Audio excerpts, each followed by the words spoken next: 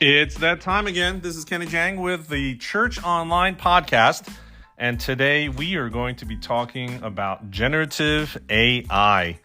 Now, if you've been around any news outlet or social feed in the last couple of months, you know that in November, December, ChatGPT made a splash in all the headlines, and it's even being talked about in the church world right now. So today we're going to talk about what is ChatGPT and give you a quick overview of what you need to think about if you are a church leader and how you might start to apply it. So let's get right to it. What is ChatGPT?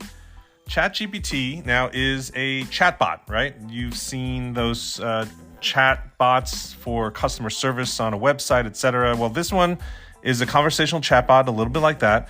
It's created by an organization called OpenAI, and they specialize in artificial intelligence. In fact, they go back years in terms of development. So it's not like a startup that they just created this thing in November and launched it. They've been doing this for years. In fact, Elon Musk was an early investor. Microsoft has been an investor, etc.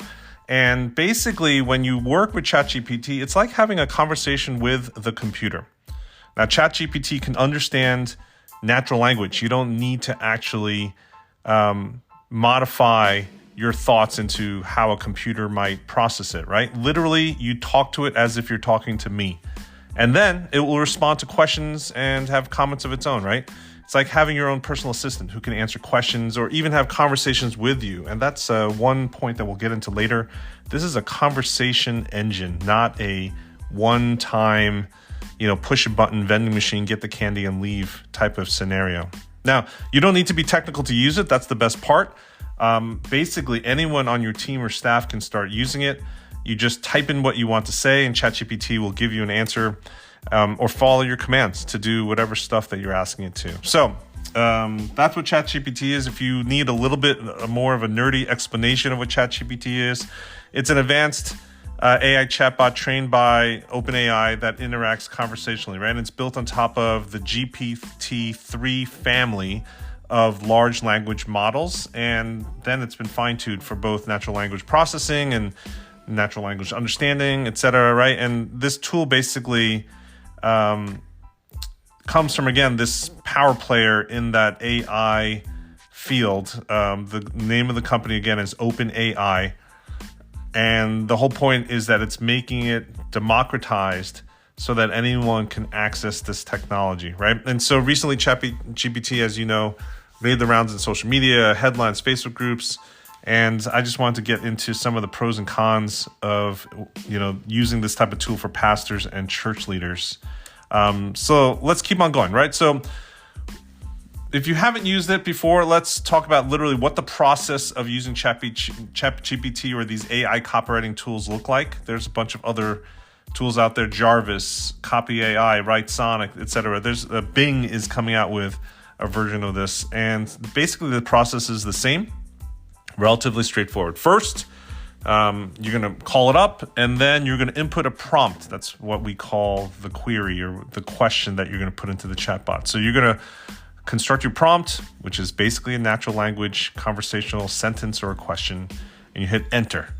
And then the chatbot will go off and think and generate an answer based on all of its fancy artificial intelligence algorithms, right? And then finally, you can review that generated text to ensure that it meets everything that you want.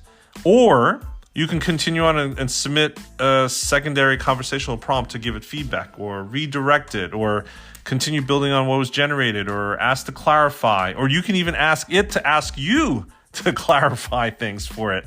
It really is a conversation.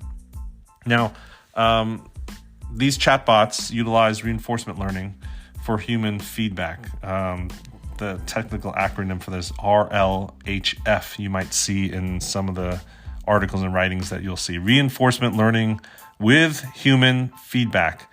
And they're using it to create content according to basically pre-programmed desired behaviors, right? And so this process works by having the user provide an input via prompt or question, which then is processed using those algorithms. And then it generates this answer based on the RLHF data, right? The reinforcement learning with human feedback. This, is great because now you're able to generate content and let the machine do the work of translating, how to best, push the buttons and levers internally in the brain to get the answers that you want. And this back and forth conversational prompting can help shape the content so that it fits the intended objectives of what you're trying to produce, right? Otherwise, think about what you do at Google, right? You basically put something in, you get something back. It's close. It's not a perfect fit. Then you got to go to the content on the web page, and then you got to find where it is on the page, etc. This thing is going to change the search interfaces for sure. But for you, the church leader, the pastor, this is going to be a highly efficient way to create more content, better content, deeper researched content without sacrificing quality. And one of the biggest promises is potential time savings, of course. So if you're in the church, you might be asking, what can I produce with ChatGPT? And the answer is you can produce a whole variety of content projects, right? Immediately you're thinking sermon prep and devotionals and Bible study curriculum, right? But there's more. So I'll just give you a couple things that we've had some tests with ChatGPT and these generative AI tools. And we've used it to produce, again, sermon research, brainstorming, sermon illustrations, complete devotionals where I've asked the AI to come up with historical contextual information of a Bible verse, and then some reflection, right, the devotional piece, and then even some application questions or discussion questions for a group setting, like a Bible study group, and even a written prayer at the end of the devotional. That all can be produced using these tools. Bible study curriculum, obviously, is something that every church in particular probably should be experimenting to see, does this fit into all the processes that you're doing on a weekly basis. Social media content is another category. That's an easy one, low-hanging fruit. You could use it to help with improving staff evaluations, right? Sometimes helping to articulate feedback in constructive ways that are not just like rambling sentences and is structured and actually might have a little bit more concrete output is going to be more helpful for staff members that are on the receiving end of staff evaluations. You might use it for ideation, for getting a list of Bible verses or passages that are related to any given felt need topic that you're trying to tackle in your work or ministry. You might be having a meeting with somebody that's coming up, and you know that they face certain types of challenges or circumstances, and you might be able to use ChatGPT or these GenAI tools to help you brainstorm or research different biblical worldviews or approaches, different types of practical theology in order to help prepare you even better for that upcoming meeting, right? You can help summarize sermons to produce discussion guides. You can actually, in your sermon prep, ask, hey, this is what I'm thinking in my manuscript. What would a skeptic think about this? What would someone who just came to faith think about this? What are the questions that they would have after receiving this portion of the message? And then it could make your sermon message even much richer and more dynamic, right? So there's tons of stuff that you can do in the church world. And I would say, look, there's pros and cons of using tools like this. Let's just say for the pros, maybe the first pro is that you could use these tools to help you increase engagements, right? Pastors, you literally are always looking for ways to increase engagements in conversations, especially online, right? Digital, whether through email or texting or online forums, or you might have a live discussion chat thread in your app or in your Facebook group. One of the challenges I know that church leaders have is, writing for the genre of social media and online platforms seems to be different than what we've been trained for in seminary. And so getting suggestions from ChatGPT could lead you to learning that craft, that art of taking conversations online and potentially even transitioning it to offline conversations, helping to build better relationships, deeper connections where you are writing in public, but yet trying to connect with individuals deeply, and then obviously have those invitations to take it further offline and personalize it. In terms of personalization, the second pro might be it really can help you gain new perspectives on how to approach personalized messaging to questions from anybody from the congregation, whether it be after a sermon that you give, after they see or partake in some ministry, some Bible study, or something that they're facing in their own life, right? Ideation, brainstorming is basically one of the best use cases for ChatGPT and tools like this. Hopefully, if you have enough experience with this type of tool, you'll start to understand how you might be able to see blind spots or even additional angles of needs that your congregation might have, as well as, this is the best part about these tools, to challenge the AI to help you to suggest for like more tailored advice or more personalized guidance that you might not see, or help you articulate it in ways that's just more meaningful and more helpful to the congregation. A third pro we talked about is just basically it will save you time, helping you to generate structured outlines or cleaning up your grammar or giving you better language more than just a thesaurus. Using AI to say, hey, here's a passage. I need you to help make it much more persuasive or impactful or empathetic with certain types of profiles, right? These AI tools allow pastors basically to save time when you're working on almost any type of writing activity. And so hopefully you'll start to see that.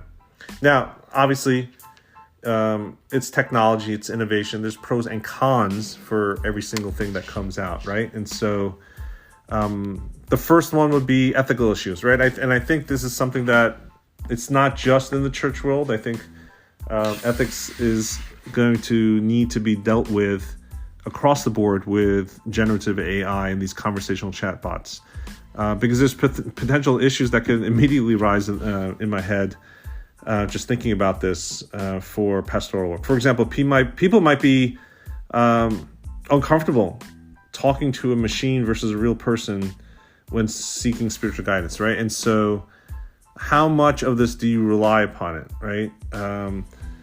Because both the language might tend to be a little bit stale or robotic, or if you don't review the content carefully, any prescription that you give or any advice that might come out of it actually might not be theologically sound or appropriate to the actual context of the listener and the receiver, right? The other thing is attribution. How much of your writing and sermon writing, article writing, curriculum writing is utilizing these tools. I like to say you have to think of this much like a seminary-trained intern, not a push-button replacement so that you don't need to do work. And attribution is going to be a major question of how this happens, right? I mean, you just think about for sermons, when pastors, quotes, borrow sermons from other pastors, that type of attribution issue is already something that many people have some problems with. And the question here is, how much of a disclosure is needed? A lot of the problems is that these AI tools themselves don't actually give proper attribution to where they're sourcing the information sometimes. And so all these ethical issues have to be considered. Transparency at the end of the day is the best advice, right? That I don't think you can go wrong with always defaulting and pushing towards transparency instead of trying to figure out how to spin it or how to make it appropriate so that most people don't pay attention to it, right? I would say maybe another con is, again, that lack of human connection. While it might be convenient for you as a church leader to use, you have to remember that it does not replace the human connection that comes along with having like a real conversation with someone face to face or over the phone or a video call, right? Like you might start to prefer, you probably do already, to prefer correspondence via text or email or written forms, right? Just because it's asynchronous. But hopefully this type of tool doesn't push that even further into that realm, because face-to-face synchronous conversations, real life in-person conversations obviously have tremendous value, even if you don't have the same appropriate words that a chatbot might help you with, right? So over-reliance is obviously something that can erode that ability, and that lack of human connection is something that could be a potential con if you start to use this too much. The third one is a very practical one that I don't think a lot of pastors and church leaders are seeing in these early stages that I am actually involved in various communities. I haven't seen this issue much, but there's a security concern, right? So ChatGPT is a learning model, right? It's a learning platform. So it works because of its reliance on data collection and then analyzing that. And there's all these techniques in the backside. But basically, anything you put into the chatbot is fair game for it to save and use in the future somehow. And you just don't know how that's going to be used. And so you might see that in the future, a lot of personal information, data, sensitive information is probably going to end up being used maliciously by hackers or other malicious actors because they're not properly secured against those threats. Now, I think the chatbot platforms are actively trying to put in safeguards, but technically, AI inputs for all these various language models can collect the data that you put into it for learning and improvement, and any sensitive content can be exposed in ways that you don't intend. And so that's a big con. So there is a limitation of the types of things that you could use it for. You obviously would need to anonymize, sanitize the stuff that you put in, make it hypothetical, but still, you have to assume that anything you put in there can be accessed or will be accessed eventually by somebody else, whether it's intended or not. And so a lot of privacy issues could be involved with this stuff because they store all the information that you share with them, right? So that's the third con. I mean, there's a bunch of other pros and cons, but I think off the cuff, those are 3 pros and 3 cons that you could look at and weigh. What is this good for? What is this not good for, right? And make your own decisions. So I was talking about, like, we shouldn't be too reliant on ChatGPT, right? But how can you ensure that you're not too reliant on it? I think there's probably a couple practical things that you can do to ensure that you're not defaulting to this and using it as a crutch. First suggestion I think is you have to make sure you keep up with the latest developments with this type of technology so that you have a good understanding of what's available and how to best use it in your ministry. So just a basic awareness of the tools and what they are best used for. Instead of having one sledgehammer tool and using it for everybody and for everything, having a better nuanced education is probably best long term, so that you're not just using it over and over again, and that you might be able to see what the limitations are, right? As they say, an educated consumer is the best customer. Suggestion number 2 would be, I think you need to take time to develop your own ideas and resources, rather than relying on technology, right? You have to figure out ways and rhythms and exercises to stay creative and engage with your own congregation without relying on technology, right? Imagine if you had a blackout for a month, you don't have any batteries, you don't have the computer. What would you do? I think that's just one of those things with all technology. We talk about this a lot with worship media, right? Does your worship team, does your worship band know how to play music? What would they do if you had a blackout on Sunday morning, right? I think as technology becomes much more pervasive in our life, I think we still need to think of not backups, but analog ways to generate the same outcome so that it continues to challenge and stretch our own human creativity and productivity to be able to do the same or similar things in terms of objectives, but not with the tech. The third one is spending time talking with members of your congregations about their thoughts and feelings about the use of AI and technology. You'll be surprised. It's a huge percentage of the public right now that don't trust AI. As much as you and I might have enthusiasm for generative AI and these technologies, there is a clear segment of the population that doesn't understand it, is fearful, makes it think that there's going to be an AI machine in the sky, a little bit like Big Brother 1984. So just making sure that you understand the concerns of the other side of the coin, I think gives a healthy skepticism for what these tools can do, and provides at least some mental checkpoints as to making sure that you're not too reliant on these tools. And again, I think as these tools evolve, they'll become specialized, and you'll see, that they are not good for many things and they are very good for other things.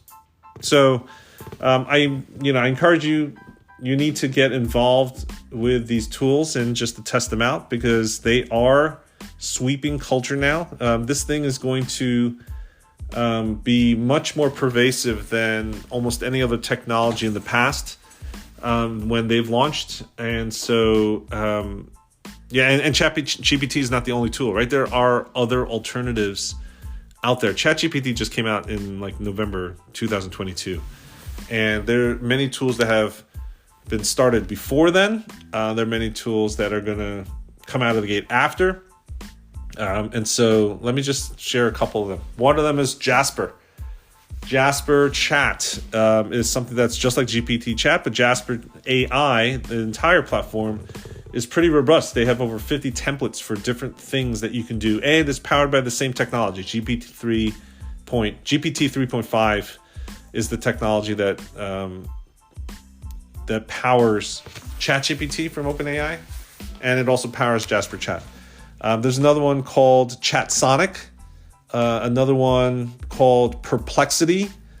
Microsoft Bing is promising to come out as we speak. It's releasing it to Bing.com and the mobile app. They're actually adding a voice component, so instead of typing, you could just talk to Bing, and Bing Chat will give you back the responses just like a conversation. That's really cool. Lambda is another one. Claude from Anthropic, which is, I believe, where Google dropped $400 million to invest in that technologies. Mark Zuckerberg just announced Llama, which is another language model that's going to be putting their hat into the ring. So tons of options that are coming out, and it's something that I think every church leader really needs to think about. So where do we end? What's the whole point of all this? I think in conclusion, there are plenty of potential benefits of using AI chatbots in your work, right? If you are a church leader, if you have pastoral work ahead of you this week, you could use it for producing content that's more engaging, that's more impactful, that saves time in the research and production of it. There's all these things that you could do that we don't even know about yet. One of the things that I've heard at the GenAI conference in Silicon Valley recently was when they were producing and launching ChatGPT 3, this preceded the 3.5 that we have today. They didn't know that it could write computer code.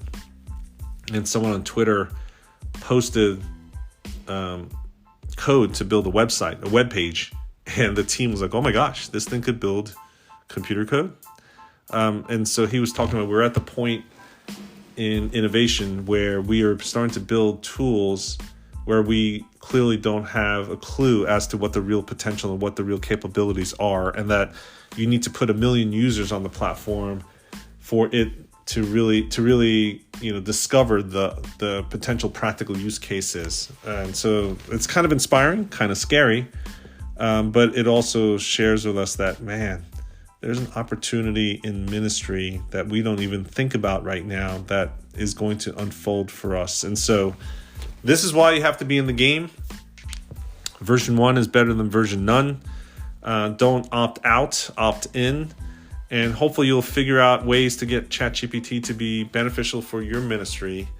And again, like so many other technological innovations, if you use it in thoughtful ways, if you use it responsibly, basically if you're educated in this category of stuff, it could be a great resource to support your work as a church leader. And at the end of the day, have more impact, have more breakthroughs, reach more people in your community. And that's what this is all about, right? So there you go. That's a quick overview of what ChatGPT is, generative AI tools, these chatbots. We're going to be diving deeper into this, having more conversations with practitioners. One of the things I want to invite you to, if you haven't, is to discover the AI for ChurchLeaders.com Facebook group. So go to that website, www.aiforchurchleaders.com, spell it all out, and go to that website and ask to join. And then you could join the hundreds of church leaders that are sharing peer-to-peer what they're learning, how they're using it, questions and answers. We're putting on webinars. Would love to see you in the AI for ChurchLeaders.com group. Till next time, I'm Kenny Jahng with the Church Online podcast. Let me know what you thought about this episode, and let me know what we should cover in future episodes. What's one burning questions about technology that you have? Because everything that we do here at Church Tech Today is aimed at helping you build the perfect tech stack for your church. Thank you so much for listening, and I'll check you out here next time.